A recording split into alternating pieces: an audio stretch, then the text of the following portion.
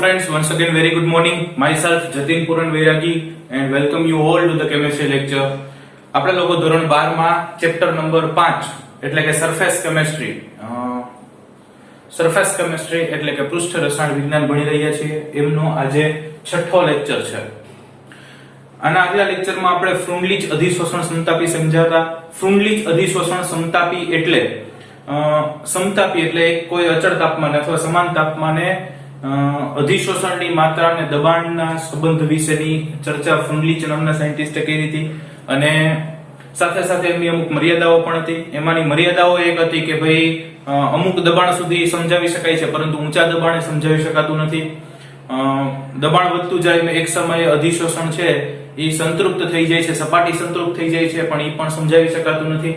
બીજું કે માત્ર આનુભાવિક હતું, કોઈ સૈદ્ધાંતિક સાબિતી હતી નહીં. એ બી અચળાંકના મૂલ્યો હતા તો એ અચળાંક હોવા છતાં પણ મૂલ્યો બદલી જતા હતા. તો આવી બધી ચર્ચાઓ આપણે કરી છે. આજે આપણે બીજું એક અધિશોષણ સમતાપી સમજાવવાનું છે, એ છે લેંગમ્યુર અધિશોષણ સમતાપી. હવે લેંગમ્યુર અધિશોષણ સમતાપી આમ જુઓ તો તમારે ટેક્સ્ટ બુક માંથી એ ટોપિક કાઢી નાખ્યો છે પણ ત્યાં બાય ચાન્સ સૂત્ર એકબીજાના આપણે ક્યાં યુઝમાં આવે, ખાસ કરીને જેડબલઈ કે નીટ માટેના પ્રશ્નો બનાવવામાં જો આમનો કઈ યુઝ કરે તો આપણને આવડતું હોવું જોઈએ, રાઈટ? એટલે આપણે આજે એમનો ચર્ચા કરશું. જેમ ફ્રુન્ડલીચ અધિશોષણ સમતાપી છે એ થિયરીની દ્રષ્ટિએ પૂછવા માટે ખૂબ અગત્યની થિયરી છે, એવી જ રીતે લેંગમ્યુર અધિશોષણ સમતાપી પણ બહુ વ્યવસ્થિત થિયરી છે. ઉલટાનું ફ્રુન્ડલીચ અધિશોષણ સમતાપી છે એ માત્ર આનુભાવિક હતું, સૈદ્ધાંતિક સાબિતી નથી. જ્યારે લેંગમ્યુર અધિશોષણ સમતાપી છે એની સૈદ્ધાંતિક સાબિતી પણ છે અને ઓમની જે મર્યાદા હતી કે નીચા દબાણે સમજાવી શકાય, ઊંચા દબાણે સમજાવી શકાય નહીં, એ મર્યાદાને પણ આમાં દૂર કરવામાં આવી છે. પણ છતાં ખબર નહીં કમનસીબે આ ટોપિક કાઢી નાખવામાં આવ્યો છે પણ આપણે ભણશું, રાઈટ? તો લેંગમ્યુર અધિશોષણ સમતાપી, લેંગમ્યુરે ખાસ કરીને જે ફ્રુન્ડલીચ અધિશોષણની જે મર્યાદાઓ હતી કે માત્ર આનુભવિક છે, એની કોઈ સૈદ્ધાંતિક સાબિતી નથી. સૌથી પહેલા ઈ જ મર્યાદા દૂર કરી અને એણે શું કર્યું તો કે લેંગમ્યુરે વાયુના ગતિમય સિદ્ધાંત પરથી આ સમતાપી ઉપજાવ્યું છે. આ જે સમતાપી સમીકરણ એટલે એક ચોક્કસ તાપમાને મેળવેલી થિયરી એ ખાસ કરીને વાયુના ગતિમય સિદ્ધાંતો ઉપરથી સમજાવ્યું છે અને વાયુના ગતિમય સિદ્ધાંતો ઉપરથી સમજાવ્યું છે એટલે એક એમસીક્યુ તો ત્યાંથી જ બની શકે કે ભાઈ લેંગમ્યુર અધિશોષણ સમતાપી શેના પરથી મેળવેલ છે તો કે લેંગમ્યુર અધિશોષણ સમતાપી વાયુના ગતિમય સિદ્ધાંતો ઉપરથી મેળવેલું છે, રાઈટ? એક વસ્તુ આ થઈ. સેકન્ડ, ઈ સમજાવવા માટે એને શું કર્યું તો કે એને બે પ્રક્રમોને ધ્યાનમાં લીધા, એમનો અભ્યાસ કર્યો અને ઈ બે પ્રક્રમો ઉપરથી પોતાનું આ આઇસોથર્મ એટલે કે સમતાપી સમજાવ્યું છે. હવે અહીંયા બેઝિકલી આપણે જોવા જઈએ તો એ બે પ્રક્રમ કયા છે તો કે એક છે સંઘનન અને એક છે બાષ્પાયન. સંઘનન અને બાષ્પાયન એટલે શું તો કે સૌથી પહેલા એને સમજાવ્યું કે ભાઈ ઘન પદાર્થની સપાટી ઉપર વાયુનું જે અધિશોષણ થાય છે, ઘન સપાટી ઉપર વાયુનું જે અધિશોષણ થાય છે એ ઘટનાને એને સંઘનન કીધું, કન્ડેન્સેશન, રાઈટ? અને આમ તમે જુઓ કે સંઘનન એટલે ભેગું થવું. તો ઘન પદાર્થની સપાટી પર વાયુના અણુઓ સંઘનિત થાય એટલે કે ભેગા થાય છે, એને આપણે શું કહીએ છીએ તો કે અધિશોષણ. એટલે આમ સંઘનન ઘટના એટલે આપણી આ ચેપ્ટરની ભાષા પ્રમાણે કેવું હોય તો એને શું કહી શકાય તો કે એને અધિશોષણ કહી શકાય. એટલે એને અધિશોષણની ઘટનાને ધ્યાનમાં લીધું અને બીજું એને કયું ધ્યાનમાં લીધું તો કે ઈ સપાટી પર રહેલા વાયુના અણુઓ સપાટી છોડીને જાય એટલે કે બાષ્પાયન. સપાટી છોડીને જાય એટલે પાછા બાષ્પ બની જવાના છે તો ઈ બાષ્પાયન ઘટના, ઇવોપરેશન એને પ્રોસેસ કહેવાય, ઓકે? અને ઈ ઘટનાને આપણે આ ચેપ્ટર પ્રમાણે શું કહીએ છીએ તો કે એને આપણે અપશોષણ કહીએ છીએ.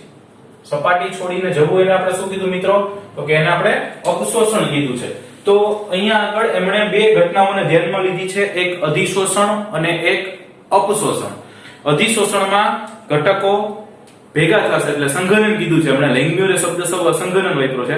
અને બીજું કે સપાટી છોડીને બાષ્પાયન થશે એટલે કે અપશોષણ થશે. અને આ પ્રક્રિયાનો અભ્યાસ કર્યો ને જ્યારે ઈ સંઘનન અને બાષ્પાયન સંતુલનમાં હોય. સંતુલનમાં હોય એટલે કે જોડાતા અણુઓની સંખ્યા પણ હોય અને છૂટા પડતા અણુઓ પણ હોય. એટલે કે અધિશોષણ થતું હોય અને અપશોષણ થતું, પણ હવે એનો જથ્થો અચળ થઈ ગયો હોય. એટલે કે હવે જોડાતા અણુઓની સંખ્યા એટલે કે જોડાયેલા અણુઓની સંખ્યા અચળ થઈ ગઈ હોય, છૂટા પડેલા અણુઓની સંખ્યા પણ અચળ થઈ ગઈ હોય. બંને સંતુલનમાં હોય ત્યારે સંઘનન અને બાષ્પાયન સંતુલનમાં હોય ત્યારે લેંગમ્યુરે આ અધિશોષણ સમતાપી ઉપજાવ્યું અને એનું ગાણિતિક સ્વરૂપ આપ્યું એમણે શું તો કે x/m = a * p upon 1 plus b into p. x by m is equal to a into p upon 1 plus b into p. આ લેન્ગ્યુલર અધિશોષણ સમતાપીનું મૂળ સૂત્ર થયું. x by m is equal to ap upon 1 plus bp. એવું પણ એમને કહી શકાય. હવે એમાં આપણે સમજાવવાનું છે કોણ શું છે, તો કે ઈ તો સર હવે અમને આવડે, હવે કેદુના સમજાવીએ છે. શું? તો કે x by m શું હશે, તો કે અધિશોષણની માત્રા. એમાં પાછો x શું, તો તે અધિશોષિતની સાંદ્રતા અને m અધિશોષકનું દળ. રાઈટ? આમાં a અને b બંને અચળાંક છે. a અને b બે શું છે, તો કે અચળાંક છે. અને p છે એ શું હોવાનો, તો કે વાયુનું દબાણ હોવાનું. તો x by m is equal to a p upon 1 plus b p. આની પહેલા આપણને ફ્રુન્ડલીચે સમજાવ્યું હતું, અને ફ્રુન્ડલીચે સમજાવ્યું એનું સૂત્ર શું થતું હતું, તો કે x by m is equal to k into p raised to 1 upon n. p raised to 1 upon n. આને થોડું અલગ રીતે સમજાવ્યું છે, એટલે આ લેન્ગ્યુલર અધિશોષણ સમતાપીનું સૂત્ર મળ્યું. હવે લેન્ગ્યુરે આ સૂત્રનો ઉપયોગ કરી અને બે ટાઈપના કેસ સમજાવ્યા, બે કિસ્સાઓ સમજાવ્યા. કયા બે કિસ્સાઓ? તો કે એક એમણે સમજાવ્યું, એની ચર્ચા કરી નીચા દબાણે, અને એક ચર્ચા કરીએ ઊંચા દબાણે. કારણ કે અત્યાર સુધી આપણે પહેલા ખાલી સમતાપી સમજ્યા, પછી ફ્રુન્ડલીચ અધિશોષણ સમતાપી સમજ્યા. એમાં બેયમાં નીચા દબાણનો ઉલ્લેખ હતો, સમજાવી શકાતું હતું, પણ ઊંચા દબાણનો કોઈ ઉલ્લેખ નતો, ઊંચું દબાણ સમજાવી શકાતું નહોતું. એટલે લેન્ગ્યુરે અહીંયા બંને કેસ સમજાવવાનો પ્રયત્ન કર્યો છે. નીચા દબાણવાળી પરિસ્થિતિ પણ સમજી છે, ઊંચા દબાણવાળી પરિસ્થિતિ પણ સમજી છે. તો ચલો ચેક કરીએ આપણે કે નીચા દબાણે શું થાય. હવે સિમ્પલ મિત્રો, નીચું દબાણ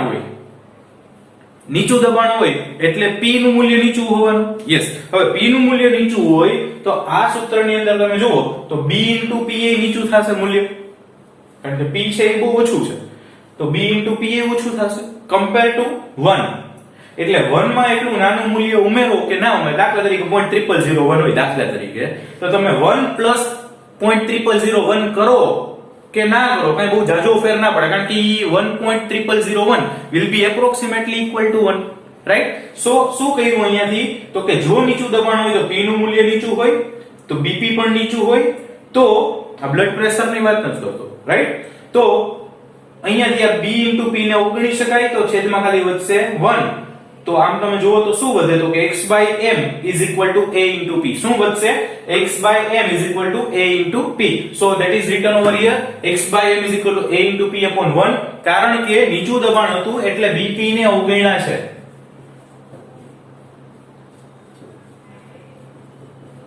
એકની સાપેક્ષે bp ને અવગણ્યા છે. ન લખો તો ચાલે, તો ખાલી કારણ આપ્યું તમને. રાઈટ? શેનું કારણ થયું? આનું. કારણ કે b into p તો આપણે લખ્યું જ નથી, તો x by m is equal to ap upon 1 વધ્યું, અને છેદમાં એક લખો ના લખો કોઈ પ્રોબ્લેમ નથી. એટલે x by m is equal to a into p. આ સૂત્ર મળ્યું એ ક્યાંનું મળ્યું મિત્રો, તો કે નીચા દબાણનું સૂત્ર મળ્યું. અને નીચા દબાણનું સૂત્ર મળ્યું એનો મતલબ શું થાય તમે વિચારો, તો કે x by m એટલે અધિશોષણની માત્રા, અને ઈ અધિશોષણની માત્રા એના દબાણના સમપ્રમાણમાં છે, કારણ કે અંશમાં દબાણ આવે છે અને એ તો અચળ છે, અચળાંક છે. તો નીચા દબાણે એવું સાબિત થયું કે અધિશોષણની માત્રા એના દબાણના સમપ્રમાણમાં છે. ઈ તો આપણે ઓલરેડી સમતાપીમાં સમજ્યા, આ તો ઓલરેડી ફ્રુન્ડલીચે પણ આ સમજાવીને સાબિત કર્યું, અને ફરી એકવાર લેન્ગ્યુર પ્રમાણે પણ ઈ સાબિત થાય છે કે નીચા દબાણે અધિશોષણની માત્રા દબાણના સમપ્રમાણમાં છે. નીચા દબાણે અધિશોષણની માત્રા દબાણના સમપ્રમાણમાં છે. Got it? ફાઇન. બીજો કેસ વિચારીએ ઊંચા દબાણે, હાયર પ્રેશર. હવે ઊંચું દબાણ હોય તો જેમ અહીંયા તમે નીચું દબાણ હતું તો p નું મૂલ્ય નીચું, તો b નું b into p પણ નીચું મૂલ્ય, તો એકની સાપેક્ષે અવગણી દીધું. હવે p નું મૂલ્ય ઊંચું લઈ છે, આપણે ઊંચા દબાણની ચર્ચા કરીએ છીએ, અને ઊંચા દબાણની ચર્ચા કરવી હોય તો અહીંયા p નું મૂલ્ય ઊંચું થશે, તો b into p પણ ઊંચું થશે, અને b into p પણ ઊંચું થશે, તો એકની સાપેક્ષેનું મૂલ્ય ખૂબ વધારે થશે, તો એની સાપેક્ષે એકને અવગણી શકીએ. ખૂબ ઊંચા મૂલ્યની સાપેક્ષમાં તમે સપોઝ કોઈ 10⁵ માં વસ્તુઓ હોય, 10⁴ માં વસ્તુઓ હોય, તો એમાં તમે +1 કરો કે ના કરો, ઘાત નથી કેતો, એમને કહું છું. રાઈટ? તો એમાં તમે +1 કરો કે ના કરો કોઈ ફેર ના પડે. તો અહીંયા પહેલામાં શું કર્યું, તો કે નીચા દબાણે b into p અવગણી દીધું, અને ઊંચા દબાણે તો કે 1 અવગણી દેશું. રાઈટ? શું કર્યું આપણે? કારણ કે 1 ને અવગણતા.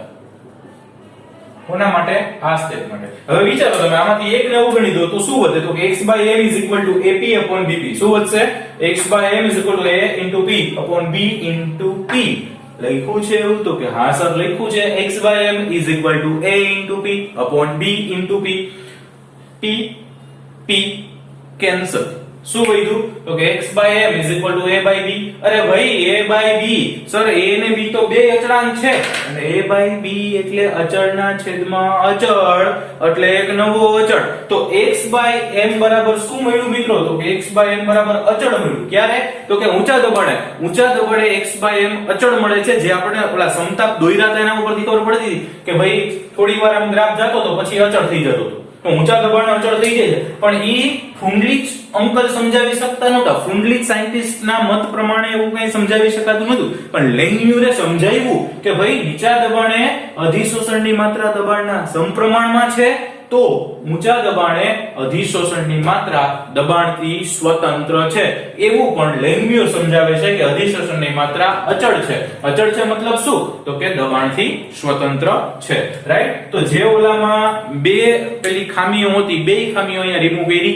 એક તો સિદ્ધાંત ઓલું કોઈ સૈદ્ધાંતિક સાબિતી નહોતી આની સૈદ્ધાંતિક સાબિતી છે અને બીજું ઓલું ઊંચા દબાણ માટે સમજાવી શકાતું નહોતું આ ઊંચા દબાણ માટે પણ સમજાવી શકાય છે. તો મારા મતે તો લેંગમ્યુર અધિશોષણ સમતાપી છે એ વધુ યોગ્ય વધુ સચોટ થિયરી છે પણ ચાલો રાઈટ. ઓકે હવે આ લોકોએ થોડું કહ્યું કે સમીકરણ એક સપોઝ આને આપ્યું હતું તો એના ઉપરથી આખા સમીકરણને ઉલટાવી દીધું.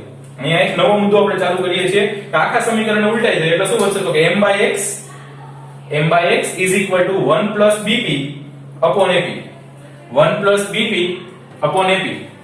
એમાં શું કર્યું આપણે 1 plus ap upon bp છે તો છેદ સ્વતંત્ર કરી દીધા એટલે 1 upon ap plus bp upon ap. તો m by x is equal to 1 upon ap plus bp upon ap. Right. તો શું વધશે તો કે m by x is equal to 1 upon ap plus આમાંથી પણ p કેન્સલ તો b by a વધે અને આ તો મિત્રો y is equal to mx plus c જેવું સમીકરણ થઈ ગયું. y is equal to mx એટલે સુરેખ સમીકરણ અને સુરેખનું સમીકરણ મળે તો એમાં y વિરુદ્ધ x નો આલેખ છે એ સુરેખ જ મળવો જોઈએ. તો આમાં પણ y વિરુદ્ધ x નો આલેખ દોરીએ એટલે કે m by x વિરુદ્ધ 1 upon p નો આલેખ દોરીએ. કોના વિરુદ્ધ કોનો m by x વિરુદ્ધ 1 upon p નો આલેખ દોરવામાં આવે તો ઈ સીધી રેખા મળે છે. કોના વિરુદ્ધ કોનો એ ખાસ યાદ રાખવાનું સીધી રેખા મળે છે અને તો ઢાળનું મૂલ્ય કેટલું મળે તો કે આમાંથી 1 upon p નો આલેખ દોર્યો હે તો 1 upon a ઢાળ મળશે એટલે કે ઢાળનું મૂલ્ય 1 upon a મળશે અને b by a છે એ આંતરછેદ મળે. ઢાળ ઉપરથી 1 upon a મળે આંતરછેદ ઉપરથી b upon a મળે અને ઈ બે મૂલ્યો ઉપરથી અચળાંક ab ના મૂલ્યો ગણી શકાય છે.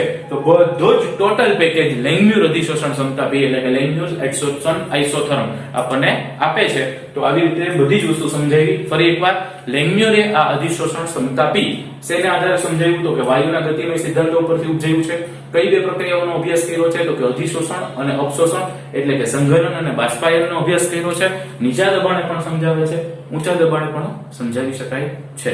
રાઈટ. તો આ થઈ ગયું લેંગમ્યુર અધિશોષણ ક્ષમતા p અને ખાસ તમારી ટેક્સ્ટ બુકમાં થિયરી નથી સો આ પ્રમાણે તમે એમાં આપણી જે બુક બનાવી છે એમાં લખી નાખજો. રાઈટ.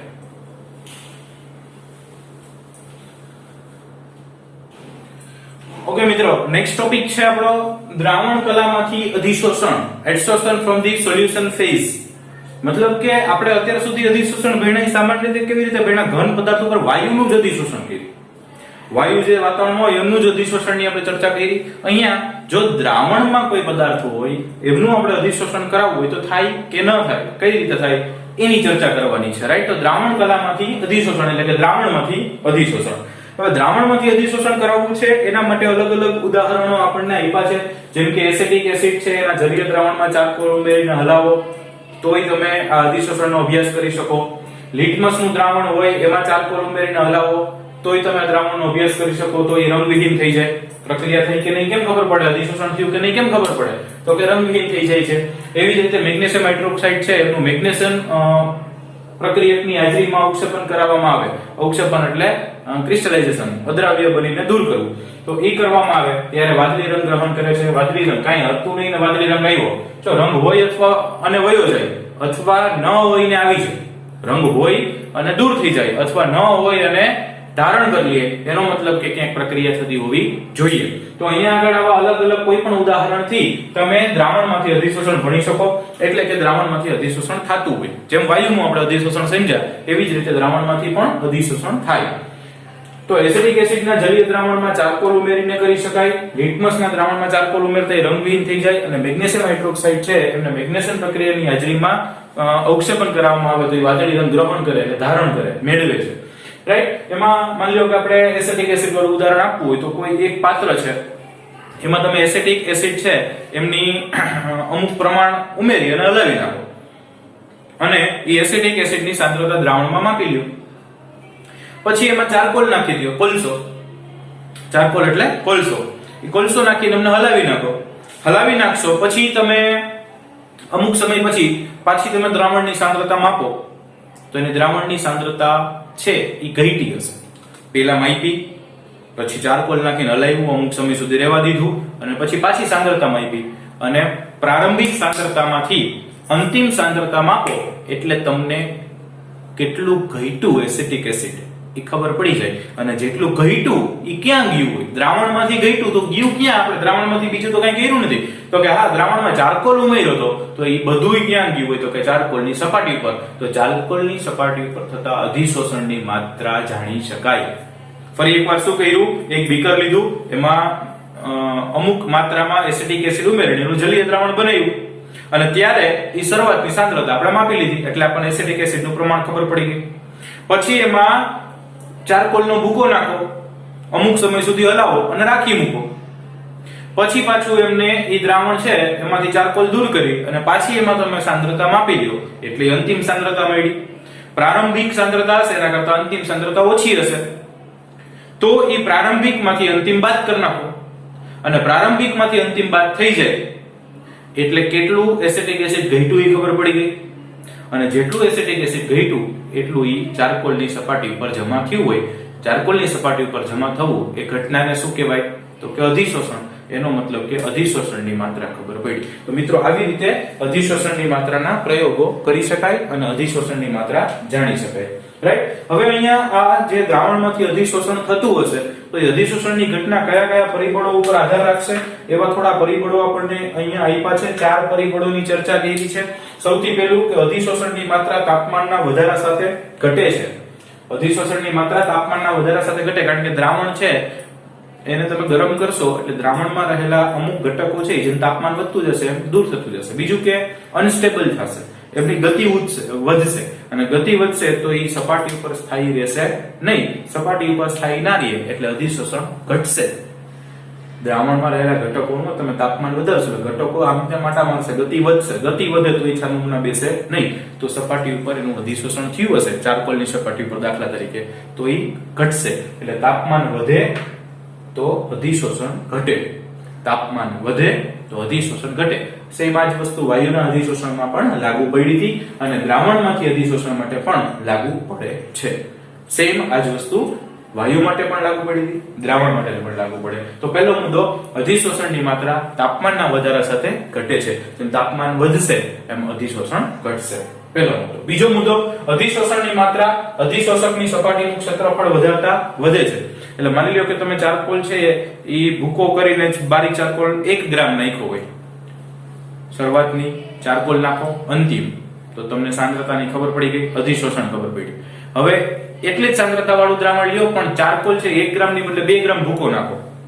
1 ગ્રામ ની બદલે 2 ગ્રામ ભૂકો નાખશો અને વળી પાછું પ્રાથમિક અંતિમ સાંદ્રતા માપો એટલે વળી પાછું અધિશોષણની માત્રા ખબર પડી.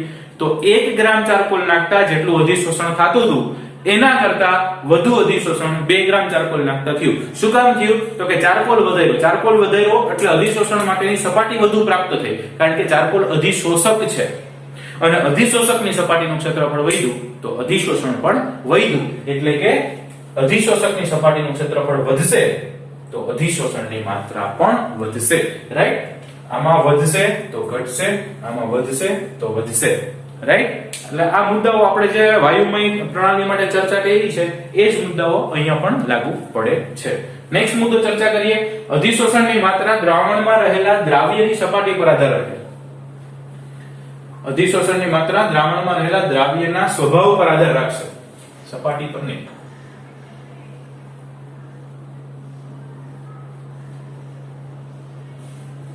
અધિશોષણની માત્રા દ્રાવ્યમાં રહેલા દ્રાવણમાં રહેલા દ્રાવ્યના સ્વભાવ પર આધાર રાખશે, રાઈટ. અને દ્રાવ્યની સાંદ્રતા પણ પર આધાર રાખશે. ઓકે, અહીંયા આગળ આપણે દ્રાવ્યની સાંદ્રતા પણ આપ્યું છે તો એ પણ લઈ શકશું, એટલે કે દ્રાવ્યની સાંદ્રતા ઉપર પણ આધાર રાખશે. ઓકે, ચોખ્ખી વાત છે. માની લો કે આપણે બે બીકર લઈએ હવે, બરાબર, 1 લીટર પાણી લીધું છે, બેમાં 1 લીટર પાણી લીધું છે. આમાં સપોઝ હું 50 ml એસિટિક એસિડ નાખું અને આમાં હું 80 ml એસિટિક એસિડ નાખું. આમાં 80 ml નાખ્યું, આમાં 50 ml એસિટિક એસિડ નાખ્યું. તો ચોખ્ખી વાત છે, આમાં દ્રાવ્યની સાંદ્રતા, દ્રાવ્ય એટલે સોલ્યુટ કોણ થયું? Acetic acid. તો આમાં 50 ml છે, બીજા બીકરમાં 80 ml છે. બેયમાં એક સરખો 1 ગ્રામ ચારકોલ નાખું, આમાં 1 ગ્રામ ચારકોલ નાખું, આમાં 1 ગ્રામ ચારકોલ નાખું. તો ચોખ્ખી વાત છે, આમાં જેટલું અધિશોષણ થશે એના કરતા આમાં અધિશોષણ વધારે થશે. કેમ? તો કે સપાટી પર જોડાવા માટે અણુઓ વધી ગયા. આમાં 50 ml જેટલા અણુઓ છે, આમાં 80 ml જેટલા અણુઓ છે. તો ફરી એકવાર અધિશોષણની માત્રા દ્રાવણમાં રહેલ દ્રાવ્યની સાંદ્રતા ઉપર પણ આધાર રાખે છે. એટલે આપણે વાયુમાં એવું કીધું દ્રાવ્યના સ્વભાવ ઉપર આધાર રાખે, બરાબર. તો અહીંયા આગળ દ્રાવ્યની સપાટી પર આધાર રાખે કે કેટલું દ્રાવ્ય છે, વધુ હશે તો અધિશોષણ વધશે, રાઈટ. એના પણ આગળ જતા ભાઈ બહુ વધારે દ્યો એટલે વધી જાય એવું નહીં, એની પાછી અમુક લિમિટેશન્સ આવશે, પણ એની આપણે અહીંયા ચર્ચા કરવાની નથી. અહીંયા બહુ બેઝિકલી કહી શકાય કે શરૂઆતમાં તમે જેમ જેમ દ્રાવ્ય પદાર્થ ઉમેરતા જશો એમ એમ એનું અધિશોષણની માત્રા વધતી જશે, રાઈટ. ચોથો મુદ્દો મિત્રો ચર્ચા કરવાનું છે અધિશોષણ માત્ર અધિશોષક અને અધિશોષિતના સ્વભાવ પર. યસ, આ ચોથો મુદ્દો નીચે લખ્યો છે, રાઈટ. કે અધિશોષણ માત્ર અધિશોષક અને અધિશોષિત બેના સ્વભાવ પર આધાર રાખે કે કયો અધિશોષક, ચારકોલ ઉમેરો છો, બીજું કઈ ઉમેરો છો કે ઈ કયો ઉમેરો છો, અને દ્રાવ્ય પદાર્થ કયો છે, એસિટિક એસિડ છે, મેગ્નેશિયમ હાઇડ્રોક્સાઇડ છે, લિટમસનું દ્રાવણ છે, કયું છે. એક અધિશોષકના સ્વભાવ ઉપર આધાર રાખે અને એક અધિશોષિતના સ્વભાવ ઉપર આધાર રાખે, બીજા કોઈ ઉપર આધાર રાખતું નથી. તો ટોટલ 4 મુદ્દા. તાપમાન વધશે તો અધિશોષણ ઘટશે. બીજું, અધિશોષકની સપાટી વધશે તો અધિશોષણ વધશે. ત્રીજું, દ્રાવ્યની સાંદ્રતા ઉપર પણ આધાર રાખશે. અને ચોથું, બંનેના સ્વભાવ, બંને એટલે કોણ? તો કે અધિશોષિત અને અધિશોષક, આ બંનેના સ્વભાવ ઉપર આધાર રાખશે. અને ઈ દ્રાવણમાં થતા અધિશોષણ સમતાપી માટે આપણે જો સૂત્ર લખવું હોય તો ફ્રુનલીચ અધિશોષણ સમતાપીનું સૂત્ર હતું છે x/m = k * p⁻1/n. એમાં p ની જગ્યાએ આપણે અહીંયા c લખી અને દ્રાવણમાંથી અધિશોષણ માટેનું સૂત્ર આપી શકીએ, એટલે કે x/m = k * c⁻1/n. જ્યાં p હતું ઈ વાયુનું દબાણ હતું, પ્રેશર હતું, અને દબાણ એ સાંદ્રતા થયું વાયુ હોય એટલે.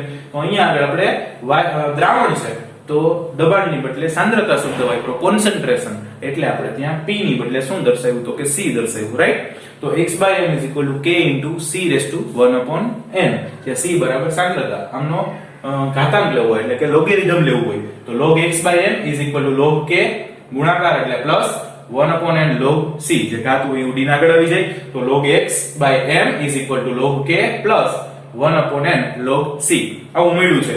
ફરી પાછું મિત્રો as it is y = mx + c સાથે સરખાવવું હોય તો કોના વિરુદ્ધ કોનો આલેખ દોરી શકાય? તો કે આમાં log x/m વિરુદ્ધ log c નો આલેખ દોરતા કેવો મળે મિત્રો? કેવો મળશે? તો કે સીધી રેખા મળશે. log x/m વિરુદ્ધ log c નો આલેખ દોરશો તો કેવો મળશે? તો કે સીધી રેખા મળશે. અને એમાં ઢાળનું અને આંતરછેદનું મૂલ્ય શું મળશે? તો કે જેમાં 1/n ઢાળનું મૂલ્ય અને log k આંતરછેદનું મૂલ્ય મળે છે,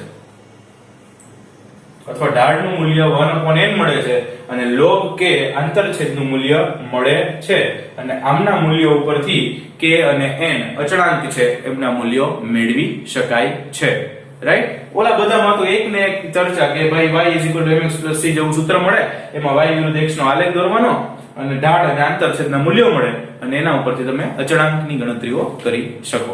તો આ થઈ ગયું આપણું દ્રાવણમાં કલામાંથી અથવા દ્રાવણ અવસ્થા, કલા એટલે અવસ્થા, ફિઝિકલ સ્ટેટ, એમાંથી અધિશોષણ. આની આગલી બધી જ થિયરીમાં આપણે વાયુનું અધિશોષણ કર્યું હતું અને આ થિયરીમાં આપણે દ્રાવણમાંથી અધિશોષણ કરીએ છીએ, એટલે ખાસ બીજું કાંઈ બહુ નવું છે નહીં, રાઈટ. આજ પૂરતું એટલું રાખીએ, બાકીનું નેક્સ્ટ ટાઈમ. Thank you.